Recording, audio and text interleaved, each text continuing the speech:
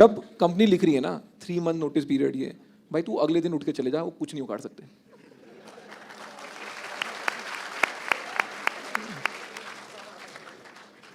And क्या कहते हैं, जो हायर कर रहा है ना उसको भी घंटा नहीं फर्क पड़ रहा, ठीक है। उनको तो बंदा चाहिए कल।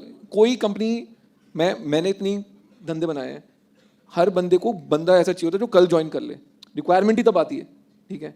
और मार्केट में जाओ तो सब बोल रहे होते हैं जी मेरा तो 1 महीने का नोटिस पीरियड है। मैं मतलब भाग के आ जाना, क्या फर्क पड़ रहा है, क्या को हारने की तरह यार। इतना ऑफेंड हो गया कि मैं सोच रहा हूँ उठ के चले जाता हूँ साला भी। भाई अंकुर वारिकोल मेरा नाम एक सेंटेंस में नहीं लेना है। मेरा एक ही रूल है बस, और कुछ नहीं है। कुछ भी बोल दे, माँ बहन की गाली दे दे, कुछ नहीं बोलूंगा। This year's event, we have a very, very, very special guest with us. A well-known name in the Indian business community with vast knowledge of entrepreneurship. Former VP of Kotak, former Director, Corporate Development at Amex, CFO of Grofers, co-founder of BharatPay, and our favorite Shark. The man basically needs no introduction.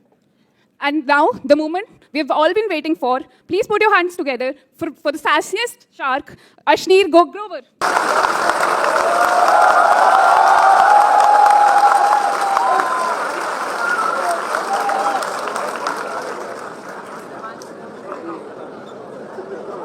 The host for the evening, our very own Dr. Nihar Amodkar, is faculty in the area of strategy, innovation, and entrepreneurship. He is the chair of PGDM Executive Program and heads the Center for Enterprise and Business at IMT Ghaziabad. Professor Nihar started his career by co-founding an educational enterprise and transitioned to academia by pursuing a PhD in entrepreneurship from University of South Wales. He spent 10 years in the UK in various academic management roles before moving to IMTG in 2021. We welcome you, sir.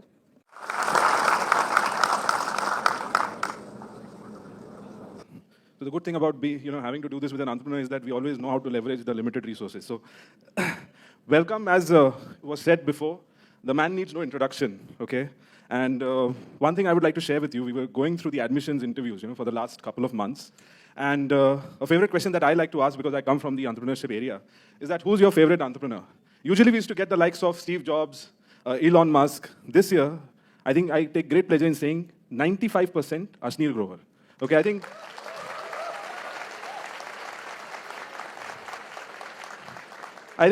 that is telling about the man who's had such a huge impact on so many of our lives. Okay, so let me just give you a background about who we are going to interact with. So he stands for something that most of us do not in a country wherein diplomacy and correctness is celebrated over everything else. I looked at his LinkedIn profile, and the latest title he likes to give himself is Own Master, and I thought that was a very vivid description of what he is, I think, as an entrepreneur, and I think as a person, so we'll get to know him better. So without any further ado, let me just ask you, Ashneer, what are the 2 things that shaped you into being the man that you are today? आवाज आ रही है?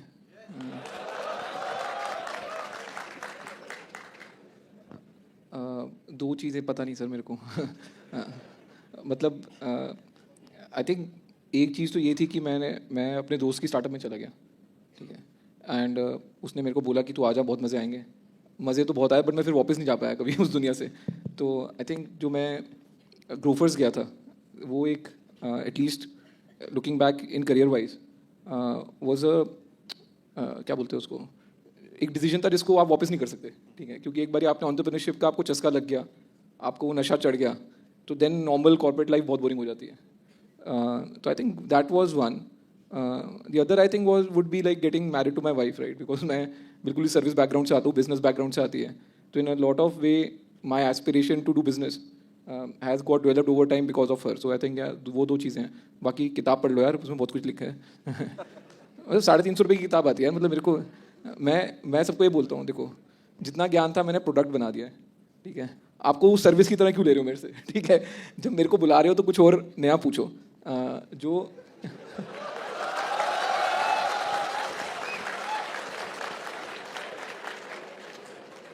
Because वो MBA में पढ़ाते हैं ना, service versus product, right.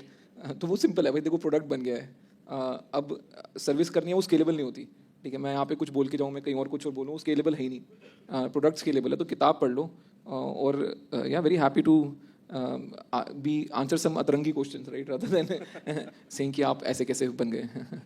Absolutely. So That's a good, follow up to the introduction. So you know this was not going to be a Rajashri movie, okay, wherein everybody is happy, everything is going to go according to the script. It was not going to happen. So here goes. All right. So एक चीज मेरे को आपसे पूछनी थी. Let's drop into Hindi. Is जब हम लोग कॉर्पोरेट्स के साथ बात करते हैं, वो बोलते हैं कि यार हम लोग को ना बी स्कूल कैंडिडेट्स में एंटरप्रेन्योरियलिज्म नहीं दिखता है. और मैंने आपका एक इंटरव्यू सुना जहाँ पे आप बोलते हो कि ये लोग तो वो लोग हैं जो हर महीने आपको एक नमनेस का इंजेक्शन देते हैं कि आप सैलरी लो, खुश रहो, this is what it is. तो ये एक आपका, अगर मैं टर्म बोरो करूँ, ये एक दोगलापन हो गया एक तरफ से. आपका क्या कहना है? नहीं है, मतलब बहुत ही इंटरेस्टिंग है. मतलब जो खुद एंटरप्रेन्योर नहीं है वो दूसरे में एंटरप्रेन्योर ढूंढ रहे हैं. ठीक है भाई, तू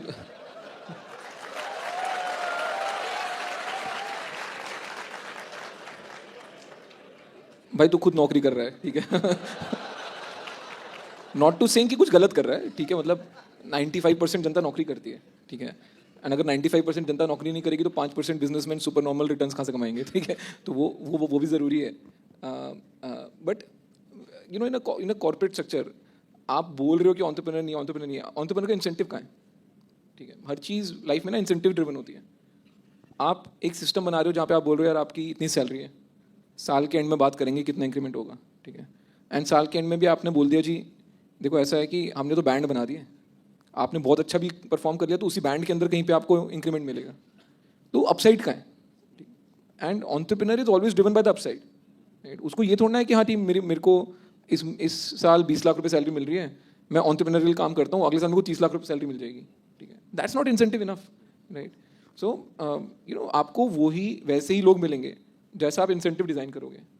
कॉर्पोरेट्स में एंटरप्रेन्योरशिप का कोई अपसाइड ही नहीं है, तो कोई जो रियल एंटरप्रेन्योर होता है वो जाता भी नहीं है. ठीक है, और वो लोग ना अपने आप को खुश करने के लिए बोलते रहते हैं हम क्या बोलते हैं इंट्राप्रेन्योर हैं, ये वो है, मतलब ऐसे कुछ टर्म्स होती हैं अजीब सी. बट वो अपने आप को दिलासा देने के लिए है. ठीक है, एक्चुअल में किसी कॉर्पोरेट के अंदर कोई एंटरप्रेन्योरशिप हो ही नहीं सकती. वो जो लाला जी बना गए थे धंधा वही चला रहे हैं बाकी मैनेजर लोग. ठीक है, बट कोई लाला जी थोड़ा है वहाँ पे अब. No, that very interesting because और ये मैं एक थोड़ा स्ट्रेच कर लूँगा. स्टूडेंट्स को जब हम लोग पूछते हैं कि इंटरव्यू में हो, एडमिशन के टाइम पे हो या प्लेसमेंट के टाइम पे हो कि आपका एंटरप्रेन्योरियल एस्पिरेशन है, जी हाँ है, तो प्लेसमेंट तो नहीं चाहिए होगी आपको. नहीं जी प्लेसमेंट चाहिए, मेरे को ना 5-7 साल कॉर्पोरेट में एक्सपीरियंस लेना है, उसके बाद मैं एंटरप्रेन्योर बनूंगा. तो मेरा नॉर्मली एक रिएक्शन रहता है कि यार opportunity is not going to wait for you. और आप सच में एक एंटरप्रेन्योर हो क्या कि अगर आप 5-7 साल अपना जो टाइम है किसी और को दे रहे हो, और should you be chasing your dream? आपका क्या एडवाइस है, मतलब what should these guys do? क्या मेरा थोड़ा ना इसमें ब्लंट व्यू है कि अगर एंटरप्रेन्योरशिप ही करनी थी तो एमबीए करने क्यों आए. ठीक है बिकॉज कोई भी एमबीए का जो कॉलेज है वो आपको बिजनेस तो सिखा नहीं रहा, वो कहने की बी स्कूल है. ठीक है, आपको एक मैनेजर बनना सिखा रहे हैं. ठीक है, तो मैनेजर बनना सीखोगे तो आपकी जॉब ही लगेगी. ठीक है, तो वो उनकी तरफ से भी सही है. आप भी तो उनसे गलत सवाल पूछ रहे हो ना, पहली बात. ठीक है,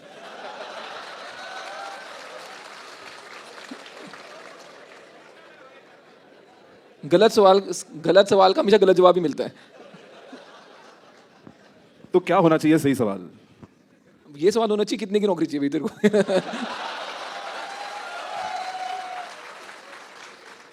आपने लाला जी की बात की, ओके, एंड मैंने थोड़ा बहुत रिसर्च किया, मतलब जो पीएचडी की वो ट्रेडिशनल इंडियन बिजनेस कम्युनिटीज पे की. और जब मैं लिटरेचर पढ़ता था तब बहुत बुरा लगता था क्योंकि ये जो ऑथर्स हैं वेबर हो, शुम्पिटर हो, मॉरिस हो, बोलते थे कि one of the reason why the industrial revolution did not come to India is because they lack the protestant work ethic. कि उनको एफर्ट और रिवॉर्ड का संबंध नहीं समझ में आता, वो लोग मिस्टिकल बिलीव्स में बिलीव करते हैं. तो हम लोग जो एंटरप्रेन्योरशिप समझते हैं, एटलीस्ट थियोरेटिकली, वो वेस्टर्न कंस्ट्रक्ट है, ये जो सिलिकॉन वैली से आया है, जहाँ से भी. इंडियन धंधा is quite different. I don't know whether you'll agree with me or not. So, मतलब what is the essence of Indian entrepreneurship and how is it different from what we see in the West? मैंने waste वाली देखी नहीं, मैं कभी अरे नहीं देखी भाई. मतलब अब यार मैं जेन्युइन बात कर रहा हूँ, तुम मान नहीं रहे हो. नहीं भाई, मैंने आज तक इंडिया के बाहर कोई कहीं नौकरी नहीं करी. ठीक है, मैंने आज तक इंडिया के बाहर कोई पैसा नहीं कमाया. तो मेरे को पता ही नहीं है what is there to work in the US. हमें यूएस गया बहुत हूँ, मैंने फंड रेज बहुत करा यूएस से, बट मैं एंटरप्रेन्योर के साथ बैठ के या मैंने वहाँ पे बैठ के एंटरप्रेन्योरशिप नहीं की है. तो उस हिसाब से आई am not the right person कि जिससे सवाल पूछा जाए कि यार डिफरेंस क्या है. डिफरेंस वो बता सकता है जो एक कंपनी यूएस में बना के आया हो, फिर उसने एक कंपनी इंडिया में बना ली, तो उसको फर्स्ट हैंड एक्सपीरियंस है. मेरे को नहीं है. बट इन जनरल मेरे को लगता है कि इंडिया वैसे भी एंटरप्रेन्योर्स की कंट्री है ना. मेजॉरिटी ऑफ लोग अदर देन द एजुकेटेड लोग तो अपना ही धंधा करते हैं, ठीक है.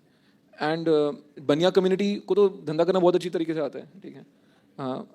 तो मेरे को इन जनरल ये लगता है कि we don't even need to look to west for कि हमारे को मैनेज, मतलब हम अंग्रेजी में पढ़ रहे हैं तो हम वेस्ट को लुक अप टू कर रहे हैं कि ठीक है उनकी किताब भी इंग्लिश में लिखी है तो, और वो थोड़े ज़्यादा डेवलप्ड लग रहे हैं तो हम उनकी बात पढ़ लेते हैं, हम भी डेवलप्ड हो जाएंगे, right. But otherwise on ground धंधा करना तो यार सबको आता ही है इंडिया में. लाइक बनिया कम्युनिटी है क्या, ट्रेडर की कम्युनिटी पहले बोली जाती थी, but it's a business community now, right. It's not only doing trading. तो yeah I don't look up to west in that sense. Excellent. एक चीज़ जो हम लोग इंडिया में व्यू करते हैं, जो फेलियर को हम how we view failure, you know we almost stigmatize it. ये मेरे को भी याद है जब when I thought of coming out of college and thinking of a startup, तो everybody used to look like कि इसको और कुछ नहीं मिला इसलिए ये कर रहा है, because he is basically a failure. ये कल्चरल बैरियर हो गया क्या हमारे कंट्री में? नहीं यार, बहुत बड़ा बैरियर है. सी इंडिया में सबको ना जजमेंट पास करनी है, ठीक है, दूसरे बंदे पे. खुद पे कोई नहीं जजमेंट पास करता. तो एंड लोगों को ना थोड़ा दूसरे को पीछे खींचने में भी बहुत मज़ा आता है, ठीक है. थोड़ा सा क्रैप मेंटालिटी है इन दैट सेंस. तो हाँ यार, लोग बोलते हैं कि नहीं चला इसका काम नहीं चल रहा, फेल हो गया, प्रोडक्ट फेल हो गया, राइट. बट मेरे को लगता है वो आपको बोलने की औकात तब होनी चाहिए जब आपने वो ट्राई करा हो जो उस बंदे ने ट्राई करा है, ठीक है. आप एक अच्छी मंथली पेइंग सैलरी लेते हुए जब आपने कभी लाइफ में एंटरप्रेन्योरशिप ट्राई नहीं करा, आप ये जजमेंट नहीं पास कर सकते दूसरे बंदे को देख इसका बिजनेस फेल हो गया, ये ऐसे कर रहा था वैसे कर रहा था, मैं होता तो वैसे कर लेता. भाई कर लेता फिर तू, ठीक है. किसने रोका था, मतलब पंडित जी ने मुहूर्त निकालना था. तो that is a fact. People in India pass judgment. And यार फेलियर ना बोरिंग होता है, जेन्युइनली बोलो, फेलियर बोरिंग होता है, राइट. वो मायूस सी शक्ल होती है, उसकी अच्छी गाड़ी भी नहीं होती, अच्छा घर भी नहीं होता, फैंसी भी नहीं होता वो, ठीक है. तो एंड लोगों को यही देखना है, वो सक्सेस जब लोग देखते हैं उनको तो सक्सेस का आउटकम देखना है ना, उस सक्सेस का हार्ड वर्क थोड़ा देखना है. कई बार सक्सेस में ज़्यादा पेन होता है दैन फेलियर, राइट. बट लोग तब भी उसी से अट्रैक्ट होंगे. तो बट वो ह्यूमन नेचर है, मतलब and it is good also ना. आपको एस्पिरेशनल चीज़ें देखनी है, आपको धर्मात्मा नहीं बनना कि नहीं जो फेल हो गया मैं उसको स्टडी करूँगा, मैं देखूंगा क्या गलत हो गया. लोग वही बोलते हैं जो चल रहा है, जो सक्सेसफुल हुआ उसको देखो, वहाँ से सीखो, right. And I genuinely tell you, failure teaches you nothing. वो ना बहुत लोग ज्ञान देते हैं मैं फेल हो गया बट मैंने बहुत कुछ सीख लिया. अब 1 घंटा सीख लिया तूने. मतलब in my phases of failure I have learned nothing, zero, right. ठीक है, मतलब फ्री टाइम मिल जाता है, आप नेटफ्लिक्स देख लो जितनी सीरीज देखनी है. तो आपकी सीरीज कवर हो जाएंगी, कुछ ज्ञान नहीं आने वाला. तो this fearlessness that you have, okay, to speak your mind, and वो आपका बुक भी जब मैंने पढ़ा तब मेरे को एक चीज़ उसमें स्टैंड आउट लगी कि you wanted to show the true picture of entrepreneurship, कि दिस इज नॉट सम एक हीरोइक एंटरप्रेन्योर का जो पिक्चर हम लोग देखते हैं कि it's all glittery and it's all very nice. आपने हार्ड फैक्ट्स बताए उस बुक में, परसिवरेंस का मतलब आपने समझाया एंड उसका इंपॉर्टेंस भी समझाया. आपको and you also said in one of your interviews that कि ये जो सेटअप से हम लोग जाते हैं, जो इंजीनियरिंग करो, बी स्कूल में जाओ, उसमें कंप्लेसेंसी आती है. तो how do we instil that कि फियरलेसनेस एंड परसिवरेंस, वो हम लोग पढ़ा तो नहीं सकते, वो तो बंदे में होना चाहिए वो कीड़ा. तो how did you develop it? पता नहीं यार कब डेवलप हुई, बट मतलब मेरे को एक ही बात बताया कि मैं फट्टू तो कभी भी नहीं था, ठीक है. मेरी फटती नहीं थी किसी चीज़ से. बट द थिंग इज, आप इंडिया में ना मोस्टली एजुकेटेड लोग मिडिल क्लास बैकग्राउंड से आते हैं. वो लोअर मिडिल क्लास होंगे, अपर मिडिल क्लास होंगे, वो आप डिफाइन करते रहो अपनी डेफिनेशन से, बट मोस्ट लोग मिडिल क्लास बैकग्राउंड से आते हैं, ठीक है. और education is their passport to a better life, ठीक है. तो ना पर मिडिल क्लास ना एक बैंड में खेलता है, वो इतनी मेहनत करना चाहता है कि वो अपर मिडिल क्लास रहे, ठीक है, बट इतना रिस्क नहीं लेना चाहता कि वो मिडिल क्लास से नीचे चला जाए, ठीक है. तो उसकी एक बैंड है, एक सिंपल चीज़ होती है ना, रिस्क रिवॉर्ड. आपने बोला भाई जितना रिस्क लोगे उतना रिवॉर्ड मिलेगा, सबको पता है. सारी मतलब what is beta in the market, that's what beta in the market is, right. How much risk are you taking and उसके हिसाब से रिवॉर्ड मिलेगा. बट एजुकेशन सिस्टम क्या सिखा रहा है कि बहुत रिस्क मत लो, ठीक है भाई, मत लो रिस्क, फिर रिवॉर्ड भी उतना ही कैप हो गया ना. If there is If there is floor, there is ceiling. If there is no floor, then there is no ceiling. ठीक है, तो कहीं पे एजुकेशन सिस्टम ही आपको फट्टू बना रहा है. एंड दूसरा क्या है कि एजुकेशन भी महंगी होती जा रही है. तो अब पहले, अगर आप पहले के ज़माने के देखो, लाइक माय फादर, उन्होंने पूरी एजुकेशन में इंक्लूडिंग सीए इतने पैसे खर्च होंगे जितने मैंने स्कूल में खर्च दिए होंगे, या स्कूल मतलब 5वीं क्लास तक खर्च दिए होंगे. ठीक है, मैंने पूरी एजुकेशन में इतने पैसे खर्चे जितना मेरा बेटा एक क्लास में खर्च देता है. ठीक है, तो आपकी इन्वेस्टमेंट इन एजुकेशन बढ़ती जा रही है, और क्योंकि आपकी इन्वेस्टमेंट इन एजुकेशन बढ़ती जा रही है तो आपको ये लगता है यार कि अब तो ये रिकवर करनी पड़ेगी. ठीक है, तो पहले मेरे को लगता है पुराने ज़माने में लोग ना ज़्यादा फेयरलेस थे. उनको था ठीक है यार, मैं सरकारी स्कूल गया, सरकारी कॉलेज गया, मैंने DU की फीस दी कितनी, 10-15 हज़ार रुपये, आज की डेट में भी इतनी है शायद.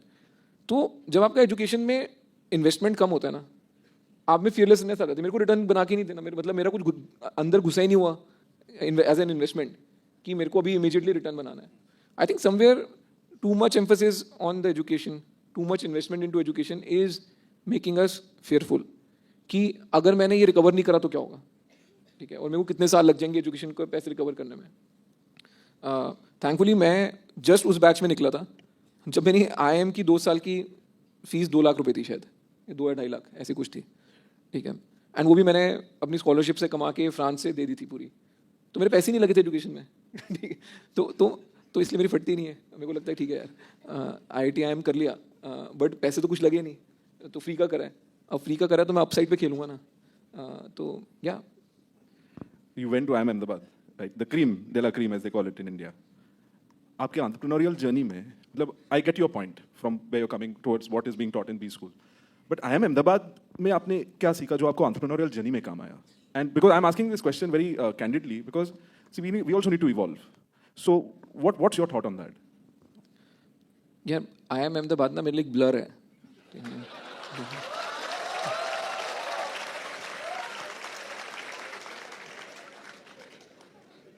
पर मैंने IIM से बहुत कुछ सीख लिया.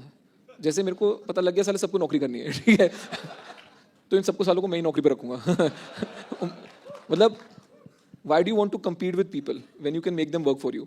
ठीक है, तो एंड एंटरप्रेन्योरशिप का कुछ नहीं सिखाते. मतलब एटलीस्ट आपको एंटरप्रेन्योर बनने के लिए, I am saying stepping out of college entrepreneur बनने के लिए, कि भाई मैं लास्ट ईयर तक इतना जिगरा डेवलप कर लूँ या मैं इतनी स्किल डेवलप कर लूँ कि मैं जिस साल निकलूँगा उस साल मैं नौकरी नहीं लूँगा, उस साल मैं एंटरप्रेन्योर बनूंगा. ऐसा तो कुछ भी नहीं सिखाते.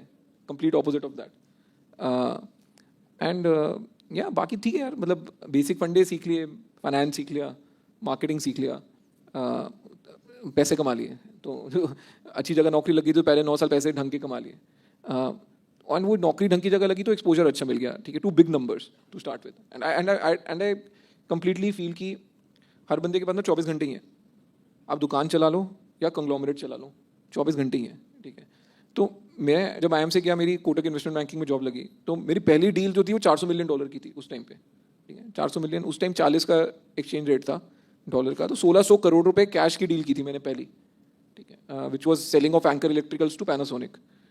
एंड होता क्या है कि एक बार आप एक बड़ी चीज़ कर लो ना, फिर आपका वो टैग लग जाता है. तो मेरे को सब बोलते थे ये बिग डील का है. ठीक है, तो बोलता हाँ जी मैं हूँ बिग डील का है. मतलब तुमने मार्केटिंग करी है तो कर लो.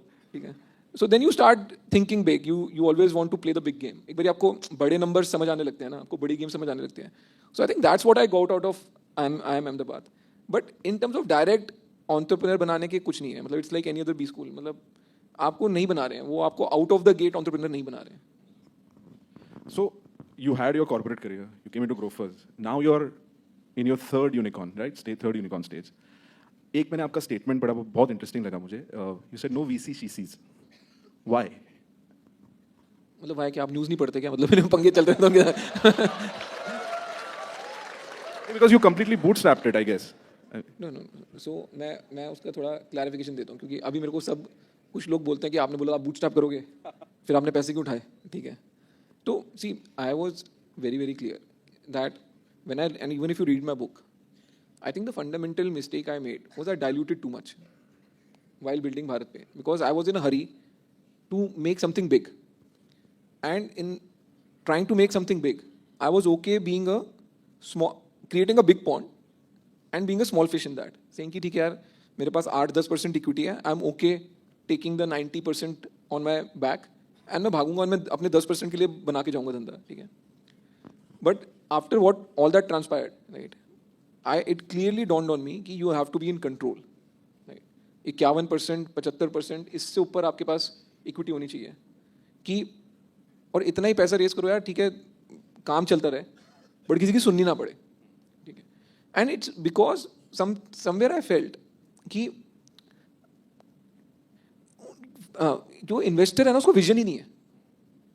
आप जो बनाना चाहते हो, आप तो खुद को डाइल्यूट करके भी वो बनाने को तैयार हो, बट जो 90% कंपनी लेके बैठा है उसमें विजन ही नहीं है, उसमें वो सेम जिगरा ही नहीं है, पैशन ही नहीं है कि जब मार्केट की फटेगी उसकी बुरी तरह फट जाएगी, ठीक है, उसके हाथ पांव फूल जाएंगे and he will start doing stupid things, ठीक है.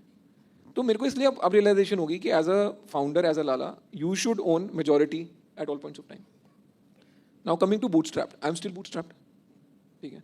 मेरा प्रोडक्ट रेडी है, मेरी कंपनी रेडी है, मेरी टीम रेडी है, मैंने एक पैसा बाहर का नहीं खर्चा, ठीक है. हाँ, जो करने वाला हूँ वो ड्रास्टिक है, उसकी टाइमिंग के लिए it is very important for me to spend money now, right. Doesn't mean I am not going to make it profitable, it is going to be profitable, right. पैसा मैंने जो अभी उठाया है बहुत छोटा उठाया है, ठीक है, लिटरली फ्रेंड्स एंड फैमिली से उठाया है, ठीक है, एंड सिर्फ अपने कॉन्फिडेंस के लिए उठाया है, क्योंकि मैं जो पंगा ले रहा हूँ वहाँ पे लोगों के पास बिलियंस ऑफ डॉलर्स हैं, ठीक है.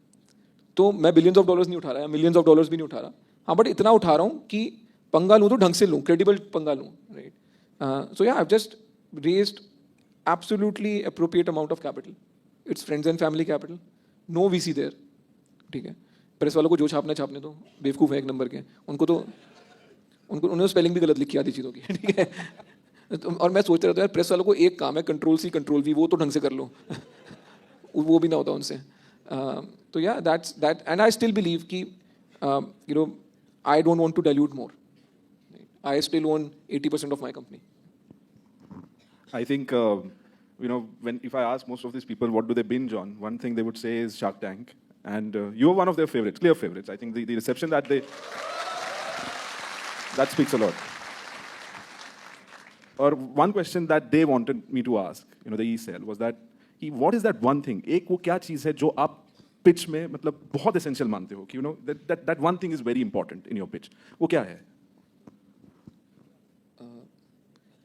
यार, बंदे में जिद होनी चाहिए, ठीक है. मतलब आप ना, जो बड़ा एंटरप्रेन्योर बनेगा ना, वो बाय डेफिनेशन थोड़ा सा अनकी तो होएगा, क्योंकि उसको मार्केट में वो दिख रहा है जो किसी और को नहीं दिख रहा है, और मार्केट में सब बोल रहे हैं यार तू बेवकूफ़ है, तू ये क्यों कर रहा है, ठीक है. बट उस बंदे में जिद होनी चाहिए कि नहीं यार, मेरे को क्लियरली दिख रहा है मैं क्या बना रहा हूँ, और ये चलेगा, ठीक है.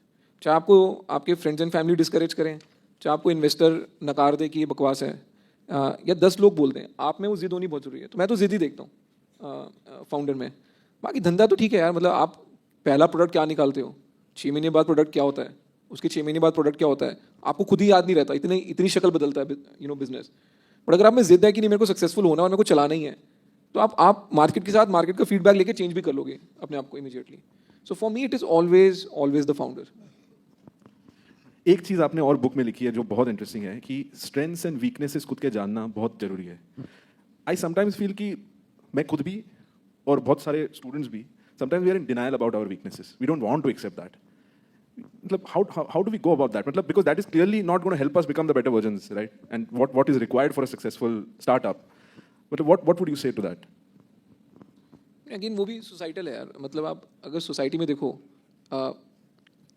अगर कोई बंदा बोलते हैं यार मेरे से ये काम नहीं हो रहा, मेरे को नहीं आता, आपकी उसकी क्या परसेप्शन होती है? आप ये बोलते हो फुद्दू है यार ये, ठीक है, इसको ये काम नहीं आता, ठीक है.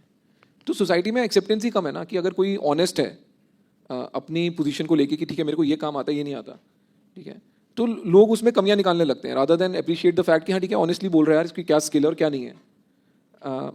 एंड पूरे एजुकेशन सिस्टम में वही सिखाया जाता है बॉस कि अपने आप को अपसेल करो, अपने आप को एक्सपोज मत करो, अगर तुम्हारी कोई वीकनेस भी है तो चुप होकर बैठ जाओ, which maybe works if you just want to float, but if you want to really excel and fight with the market से ज़्यादा ऑनेस्ट कोई चीज़ ही नहीं है. आपके प्रोडक्ट में दम है या नहीं है वो कस्टमर बताएगा. कस्टमर को कुछ नहीं फ़र्क पड़ता आप कहाँ से आए हो, आपने क्या पढ़ाई करी है, किसका पैसा लगा हुआ है, आप कितना percentage of the company own करते हो, कस्टमर को घंटा कुछ लेना देना नहीं है. कोक प्रोडक्ट है, मैं पीता हूँ, मेरे को अच्छी लगती है, that is the fact of life, ठीक है. तो कस्टमर को सिर्फ प्रोडक्ट से वैल्यू लेनी है एंड कस्टमर आपको बहुत ऑनेस्ट फीडबैक देगा. अगर आपको ये बात समझ आ गई ना, then you will start being honest to yourself. So for being a great entrepreneur you have to be absolutely honest with yourself. मतलब खुद से मक्कारी कहीं नहीं लेके जाने वाली, क्योंकि आपको पैसा कस्टमर से कमाना है.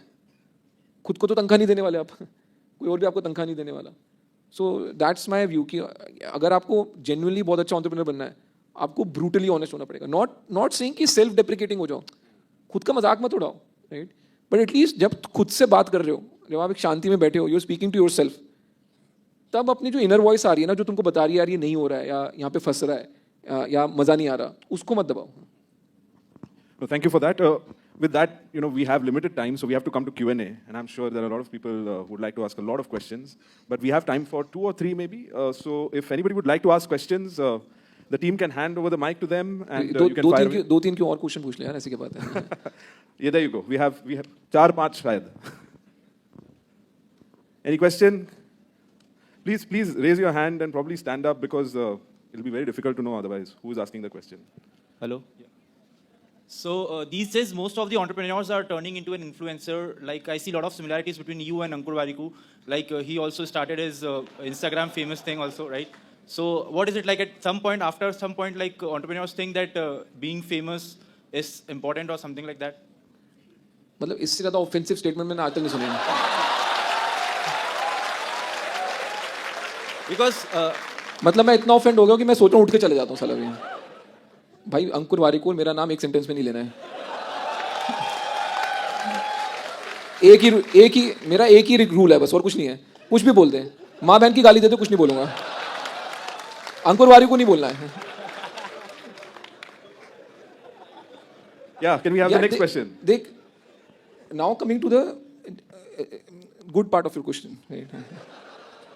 All good parts are non-Warikoo parts, right?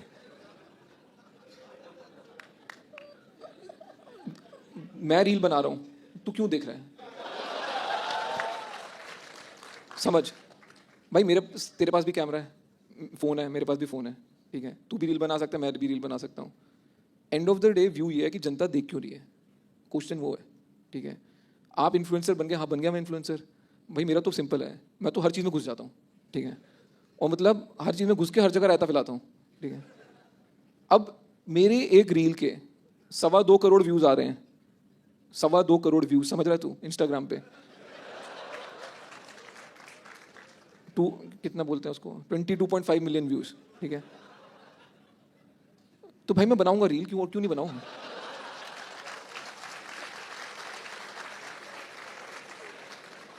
And एक चीज़ बता दूं, ये जो जितना इन्फ्लुएंसर आज की डेट में कमा रहे हैं ना, तुमको असली में पता लग गया ना, तुम रो दोगे, ठीक है.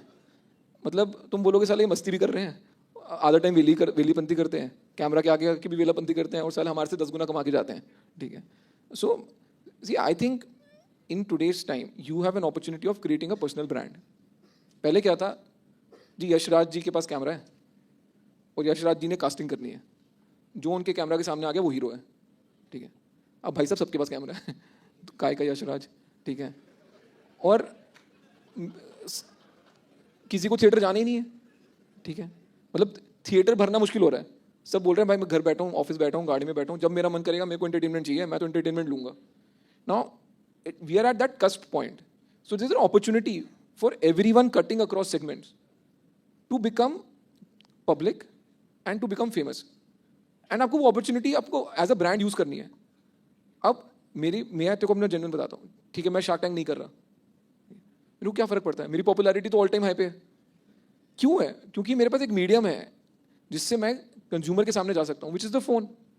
मेरे को शो चाहिए नहीं आज की डेट में, ठीक है.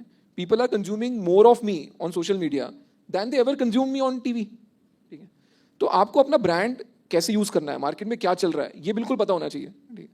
और मैं तो कभी इसको डेरोगेटरी सोचता ही नहीं. लोग बोलते हैं तो इन्फ्लुएंसर हो गया, लोगों का ना अंडरटोन होता है तू वेला हो गया. सच्ची बात बोलो ना, तुम जब किसी को इन्फ्लुएंसर बोलते हो ना, अंडर करंट है भाई तू वेला है, ठीक है. भाई मैं पिछले साल एज एन इन्फ्लुएंसर इतना पैसा कमाया ना, मैंने साला MBA, बैंक, स्टार्टअप कभी कहीं इतना पैसा नहीं कमाया, ठीक है.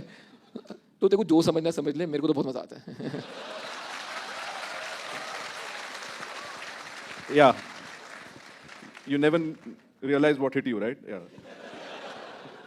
आधे घंटे से यही हो रहा है मेरे साथ भी.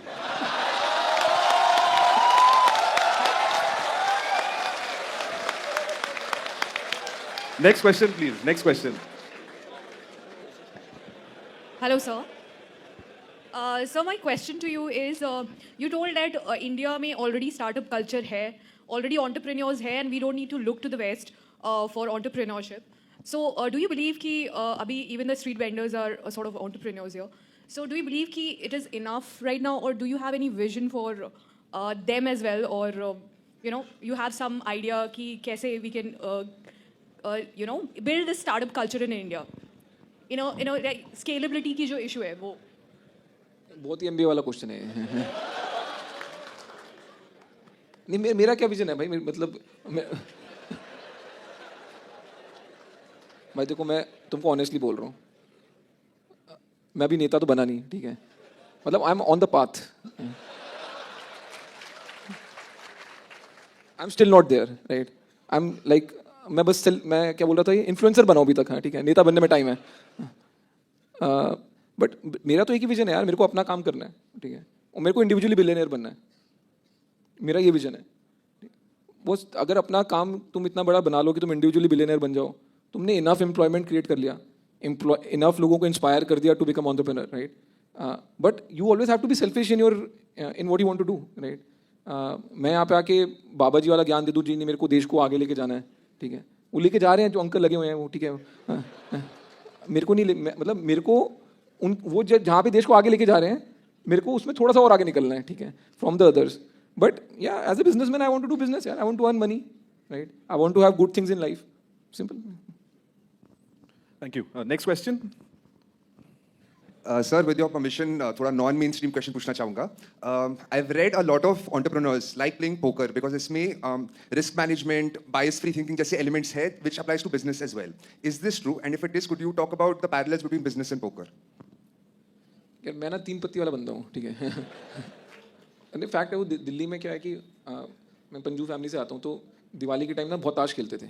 मतलब 15 अगस्त से लेके दिवाली तक हर वीकेंड पे ताश होती थी, और पैसे वाली, और 3 पत्ती खेलते थे. तो मेरे को 3 पत्ती की सारी वेरिएशन पता है, ठीक है.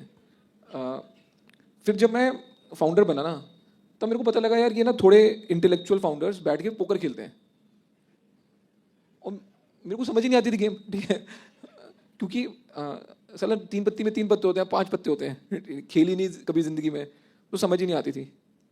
फिर एक दिन क्या हुआ, एक इन्वेस्टर ने ना दिवाली पार्टी रखी, तो मैंने बोला आज तो पोकर खेलेंगे, कुछ भी हो जाए, ठीक है. तो वहाँ पे सब धुरंधर फाउंडर बैठे हुए हैं, पोकर चैंपियन जी, हम तो इतने लाख जीते, हम उतने लाख जीते हैं, ठीक है जी. तो मैं खेलने बैठा, तो किसी को लगा कि साला ये तो पहली गेम खेल रहा है, ठीक है. पहली गेम में मेरे को बोलता ऑल इन, ठीक है. मैंने बोला हाँ जी ऑल इन लो. भाई साहब मैं 2 लोगों को ऑल आउट करा गया हूँ उस दिन, ठीक है. तो कोई रिलेशन नहीं है ये, बस Thank you, sir. ये कूल बनने के तरीके हैं कि देखो हम तो पोकर खेलते हैं, मतलब तुम 3 पत्ती पे अटके हो अभी तक. Next question, please. Hello sir, आपका फ्री स्पीच पे क्या स्टैंड है बेसिकली, कि फ्री स्पीच एब्सोल्यूटिस्ट स्टैंड है या कहाँ पे लाइन ड्रॉ होनी चाहिए बेसिकली? कहाँ पे लाइन ड्रॉ नहीं चाहिए? तेरे को क्या लगता है मेरा क्या व्यू है? नहीं एब्सोल्यूटिस्ट ही दिखता है आपका तो, बट फिर भी जैसे एक बात ये आ जाती है ना कि कुछ एक लेवल है क्या कि जहाँ पे मतलब वो पोलाइटनेस होनी चाहिए थोड़ी, या बिल्कुल ही ब्रूटली ऑनेस्ट होना चाहिए? पता नहीं यार, मेरी लाइन तो माँ बहन पे ड्रॉ होती है.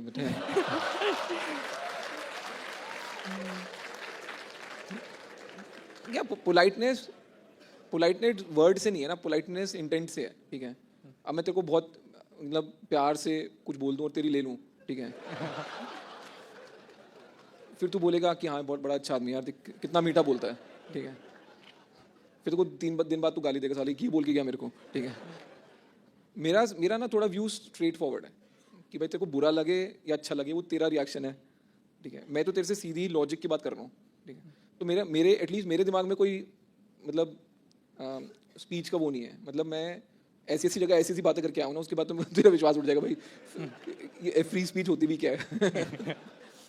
एंड सर थोड़ा सा एक रिलेटेड क्वेश्चन है कि क्या आप मतलब अपने पर्सनल इसकी वजह से ही फ्री स्पीच वाली चीज़ हैं, या आप एक कोई मतलब ये भी चाह रहे हैं कि इंडिया में एक कल्चर प्रमोट हो ऐसा डायरेक्ट बोलने वाला? नहीं, मेरे चाहने से क्या होता है। नहीं मतलब एक मूवमेंट एक हमें बनता हुआ दिख रहा हो कुछ कि थोड़ा नहीं यार मेरे को अरे यार पूछ रहा है, ढंग का क्वेश्चन पूछ रहा है, ऐसी बात नहीं है। देख मेरे को लगता है कि वो स्ट्रेट फॉरवर्डनेस का कल्चर तो आ ही रहा है, specially with younger generation, right. हमको ना पॉलिटिकली करेक्ट लोग थोड़े कम पसंद आने लग गए हैं। लोगों को कंसिस्टेंसी चाहिए कि जो बोल रहा है वही कर रहा है, वही है, ठीक है। ये 3 इंपॉर्टेंट चीज़ें हैं। अब ना लोगों को बहलाना फुसलाना बड़ा मुश्किल है, क्योंकि आपको इतनी सारी चीज़ों का एक्सपोजर है एंड सोशल मीडिया आपको इतनी सारी चीज़ों को एक्सपोज करता है, तो लोगों को स्ट्रेट फॉरवर्ड चीज़ें ही पसंद आ रही है इन जनरल, जो मेरे को लगता है। या next question.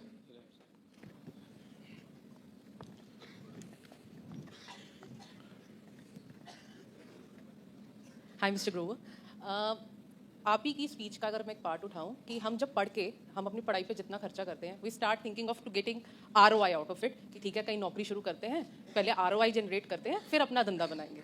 So while doing that job we start settling down कि कंफर्ट जोन में आ गए हैं, and we forget about that kick कि हाँ हमें एंटरप्रेन्योर बनना है। And how to get that kick? नहीं यार हमारा वो ड्रीम था, मेनी टाइम्स वी थिंक अरे यार ठीक है ना, अपनी फैमिली चल रही है, सब कुछ चल रहा है, सो वो किक कैसे मिले कि yes we can go to our ultimate aim? यार बहुत ही लीनियर लाइफ्स हैं सबकी, मतलब क्लास में फर्स्ट आओ, फिर जेई फोड़ दो, फिर कैट फोड़ दो, फिर जॉब में सबसे ज़्यादा इंक्रीमेंट ले लो, मतलब बहुत ही लीनियर ग्राफ बनाया गया है। Business is all about handling uncertainty, right. तो मैं तो सबको सिंपल ये बोलता हूँ भाई, अगर तुम्हारे में 6 महीने बिना सैलरी कमाए बैठने का जिगरा है तो तुम एंटरप्रेन्योर बन सकते हो, ठीक है। मैं ये नहीं बोल रहा कि तुम्हारे पास विजन है अभी भी एंटरप्रेन्योर बनने का, बट जो बेसिक रिक्वायरमेंट है कि बॉस मैं 6 महीने नहीं कमा रहा कुछ, ठीक है, does that fundamentally make you uncomfortable, और do you think you can live with that in that space? तो वो तो सैनिटी फैक्टर है। तनख्वाह तो I keep saying it's a drug, you know, पहली तारीख को आ जाएगी आपको बहुत अच्छा लगेगा, 30 तारीख तक खत्म हो जाएगी आपको बहुत बुरा लगेगा, ठीक है, बट फिर से पहली को आ जाएगी, फिर आपका वो ग्लूकोज चढ़ जाता है, ठीक है।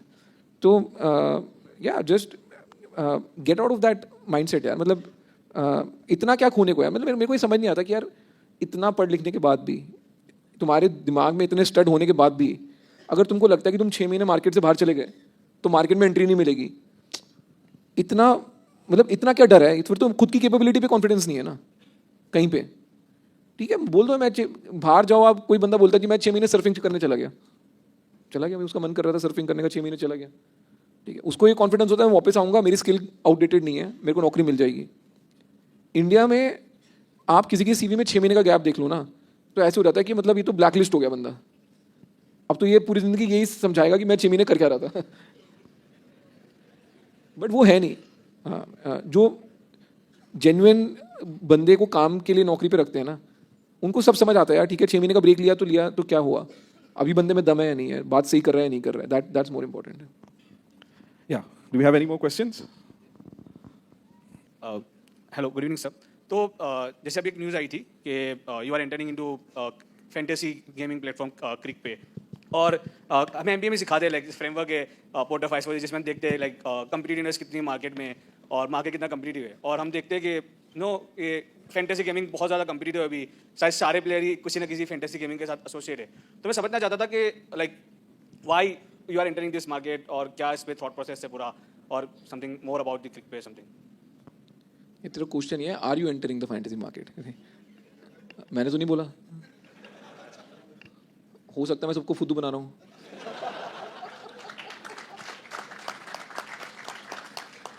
हो सकता है पोर्टर सही हो मैं गलत हूँ कुछ भी हो सकता है तो गुड अटेम्प्ट।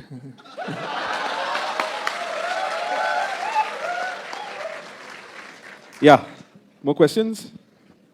हेलो, नमस्ते सर।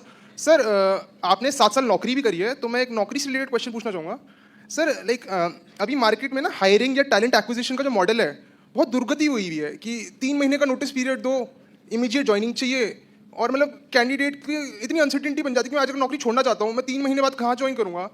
तो सर आपने 7 साल नौकरी भी करी है, पर आपने एक एज अ बिजनेस ओनर लोगों को हायर भी करा है। तो सर क्या मेंटालिटी रहती है, मतलब एक आप अपनी नौकरी लोगों को काम करवाना चाहते हैं, आप टीम मानते हो उन्हें, तो ये तो एक्सप्लॉइटेशन होगी ना। तो सर मतलब क्या वे फॉरवर्ड होनी चाहिए?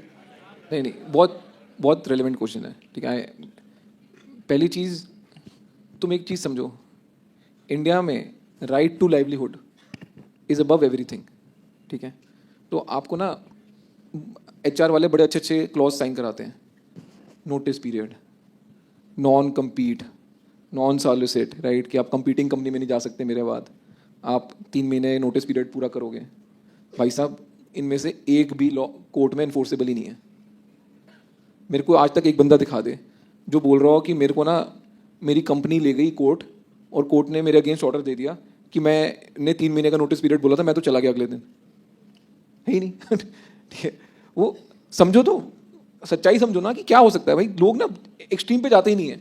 कहीं पे कोर्ट कचहरी की बात आ गई ना, वकील की बात आ गई, सबके हाथ पाँव फूल जाते हैं। हाँ, लिखा तो ऐसा हुआ है, मैंने ही साइन किया था। भाई करा था तो क्या हो गया? अगर तूने साइन कर दिया कंपनी में कि मैं आपका गुलाम हूँ, ठीक है, तो कोर्ट में जाके इन्फोर्स करा लेगा कि ये तो मेरा स्लेव है अब, ठीक है। तो जब कंपनी लिख रही है ना 3 मंथ नोटिस पीरियड, ये भाई तू अगले दिन उठ के चले जा, वो कुछ नहीं उखाड़ सकते।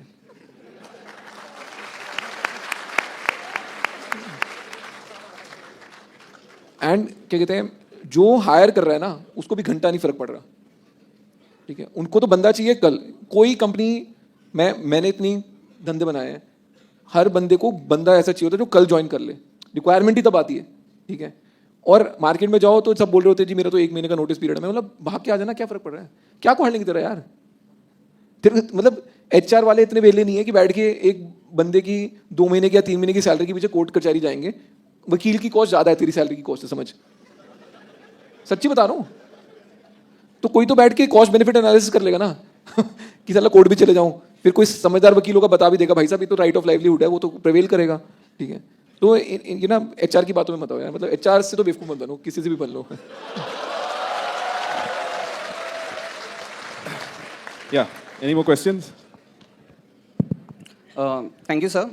So, sir, my question is related to ये जो blunt और straightforwardness है, and you have created a cult and have given a validation for people, who are straightforward and very much जो घुमा घुमा के बात नहीं करते हैं, सीधा कहते हैं। तो सर, बट आपने एंटरप्रेन्योर जर्नी से पहले आप कोटक में भी थे, एमेक्स में भी थे। वहाँ पे अगर हम सब अभी जाएंगे कॉर्पोरेट में, सभी प्लेसमेंट्स लेकर वहीं जाएंगे। बहुत से लोग इसी एटीट्यूड के साथ अभी भी चलते हैं, स्ट्रेट फॉरवर्ड। वहाँ जाके अगर हम अपने मैनेजर के सामने हम इतनी स्ट्रेट फॉरवर्ड बात तो नहीं कर सकते, डिप्लोमेटिक ही रहना है, या जूनियर के सामने भी हम अपने ऐसे नहीं कर सकते। तो आप जब इन दोनों जगह पर थे तो क्या आप भी इसी तरीके से मतलब डिप्लोमेट थे, या फिर आप वहाँ पे स्ट्रेट फॉरवर्ड थे? और अगर थे तो फिर ये काम किया, या फिर मतलब you had to face some kind of trouble? नहीं, स्ट्रेट फॉरवर्ड तो था, बट मतलब हायरार्की भी थी ना भाई। वो तेरा बॉस है, ठीक है, होले जितना स्ट्रेट फॉरवर्ड होना है क्या, मतलब एंड ऑफ द डे उसको रिपोर्ट करना है। तो सी ना, जॉब आपकी वैसी लिमिटेशन है, आपका स्ट्रेट फॉरवर्ड होने का अपसाइड क्या है, ठीक है। आपका एक नेचुरल नेचर है, बट मेरे को एक बात समझ आ गई थी कि यार ये नौकरी में स्ट्रेट फॉरवर्ड होने का ना कोई अपसाइड नहीं मिल रहा है। मतलब it's not a bad thing, कोई डाउनसाइड भी नहीं है बाय द वे, ठीक है। तुम अगर लॉजिक की बात कर रहे हो और तरीके से कर रहे हो, ठीक है, कोई तुम्हारे को कभी दबाएगा नहीं, कोई पॉलिटिक्स नहीं खेलेगा, कभी नीचा नहीं करेगा, ठीक है। तो being straight forward comes with an element of being disliked, ये मान के चलो। जो मतलब चुपड़ी हुई बातें करता है ना, उसकी लाइकेबिलिटी ज़्यादा है, ठीक है। If you be straightforward then you be ready to be disliked. वो एक्सपेक्टेशन मत रखना कि हाँ जी मैं सीधी बात भी करूंगा और मेरे को सब पसंद भी करेंगे, ठीक है। वो तभी हो सकता है जब तुमने कुछ बहुत ज़्यादा फोड़ दिया हो, ठीक है। बट इन जॉब आप कितना ही फोड़ लोगे। So that's my view. Thank you sir. Sir, एक छोटा सा सवाल है, जैसे आपने अभी अपने स्टेटमेंट में कहा कि बी स्कूल में एंटरप्रेन्योरशिप थोड़ी सिखाते हैं, मतलब वो तो मैनेजर बनना सिखाते हैं, ये भी सही बात है। बट शार्क टैंक पर भी ऐसे जितने भी शार्क्स थे मेजॉरिटी IMC ISB से थे, आप भी अहमदाबाद से हैं, और जितने भी काफ़ी सक्सेसफुल एंटरप्रेन्योर्स IIMS से हैं, बी स्कूल से हैं। तो अगर एंटरप्रेन्योरशिप नहीं सिखाते हैं तो बी स्कूल में ऐसा क्या सिखाते हैं कि वो इतने सक्सेसफुल एंटरप्रेन्योर बन जाते हैं? बहुत से लोग ने ये कह दिया है कि हमें सेफ साइड मिल जाता है, दैट 6 महीने अगर फेल भी हो गया तो वापस कहीं ना कहीं शुरू कर लेंगे। सिर्फ यही रीज़न है या आपको लगता है कुछ और भी है? मैं बाकियों का नहीं बता, मैं अपना तो ये बता सकता हूँ कि हाँ ठीक है, बी स्कूल गया था तो मैं 9 साल बैंक में काम किया तो पैसे कमा लिए, तो एबिलिटी टू टेक रिस्क आ गया कि ठीक है पैसा तो देख लिया, इसके बाद लाइफस्टाइल वैसे ऊपर नहीं जा रहा, मेंटल ब्लॉक आ गया लाइफस्टाइल चेंज होने का। तो हाँ वही फ़र्क पड़ता है। बट सी एम्पेरिकली तुम जो देखते हो वो कॉजेशन नहीं होती, ठीक है। अगर तेरे को 10 में से 8 एंटरप्रेन्योर IIM के दिख रहे हैं, इसका मतलब ये नहीं है कि IIM ने उनको एंटरप्रेन्योर बना दिया है, तो समझ रहे हैं।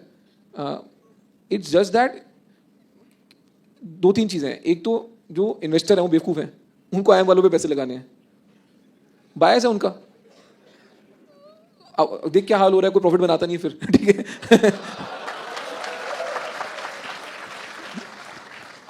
तो वो थोड़ा इन्वेस्टर के जो व्यू है ना कि हाँ जी इसके पास तो 2 डिग्री है, इस पे पैसा लगा दो, क्योंकि उसका खुद का व्यू तो है नहीं, दिमाग तो चलता नहीं, मार्केट पता नहीं है, ठीक है। तो उसको लग रहा है जी पढ़े लिखे घोड़े पे पैसे लगाए हैं, तो मेरे को कल कोई पूछेगा तूने इस पे पैसे क्यों लगाए, तो मैं बोल दूंगा हाँ जी ये तो पढ़ा लिखा था, देखो IIM गया था। तो वो इन्वेस्टर का बायस है, और इन्वेस्टर के बायस की वजह से पैसा उन पे लग जाता है। एंड इस करके अभी एटलीस्ट जो एग्जिस्टिंग क्रॉप है उसमें से IIM के बहुत सारे लोग आए हुए हैं, ठीक है। बट IIM ने उनको वो नहीं बनाया जो वो क्लेम कर रहे हैं, उनमें कुछ और था, डिस्पाइट IIM बने हैं वो, is all I am trying to say. Yeah, we have time for one more question, the last question for tonight. Good evening sir. काफ़ी सिंपल सा सवाल है सर, 10 करोड़ के डाइनिंग टेबल पे बैठ के डिनर करने में कैसी फीलिंग आती है सर? थैंक्स है, तूने सिंपल सवाल पूछ लिया, कॉम्प्लिकेटेड का मेरे जवाब ही नहीं होते मेरे पास तो। हाँ मतलब मैं भी यही पूछना चाहता हूँ कि 10 करोड़ की डाइनिंग टेबल पे बैठ के खाना खाने में कैसी फीलिंग आती है जिसके पास 10 करोड़ की डाइनिंग टेबल हो, ठीक। मेरे पास तो 3 लाख की टेबल है, पर मज़ा बहुत आता है उसमें। ठीक है सर, ठीक, थैंक यू सर। और ऐसा नहीं है, मेरी एस्पिरेशन है 10 करोड़ की डाइनिंग टेबल खरीदने की, ठीक है। बट फिर वो ऐसी टेबल होनी चाहिए कि मैं बैठूं कुर्सी पे, मेरे मुंह खोले बिना वो समझ ले कि इसको चाइनीज़ खाना है, और 15 मिनट के अंदर टेबल ऐसी टर्न हो और उसके अंदर से चाइनीज़ खाना निकले, ठीक है। तो उस टेबल के मैं 10 करोड़ रुपए दे दूंगा। बाकी आई think in history of Mankind I think I can claim कि लोगों को लगता है मेरे पास सबसे महंगी टेबल है दुनिया की। मेरे को नहीं लगता किसी भी पैलेस, फोर्ट, शादों में इतनी बड़ी टेबल किसी ने भी क्लेम करी होगी। But thank you. Thank you so much. There were two things very unique about tonight. एक तो backbenchers से भी question आ गए, so something was good. And दूसरा I think the kind of turnout that you see, I think 50 Shades of Grey भी लगाते तो इतने लोग नहीं आते। So I think that it just speaks volumes of the person that we thought we had 30 minutes. He's given us 1 hour, and I think each and every response he has given to us is that of a maverick. And I thought about this. We've seen Top Gun, and वो जब वो दिखाता है कि 2 minutes 30 seconds में उसको वो course पार करना है. And what he does is, to prove what he's capable of, he drops it to 2 minutes 15 seconds, and he does it. And the reason why he's called Maverick is because he never plays by the rule book. I think that word is fitting of the man that we've been talking to for the last 1 hour. I would like everyone to just stand up and give a huge round of applause to Mr. Ashnir Grover.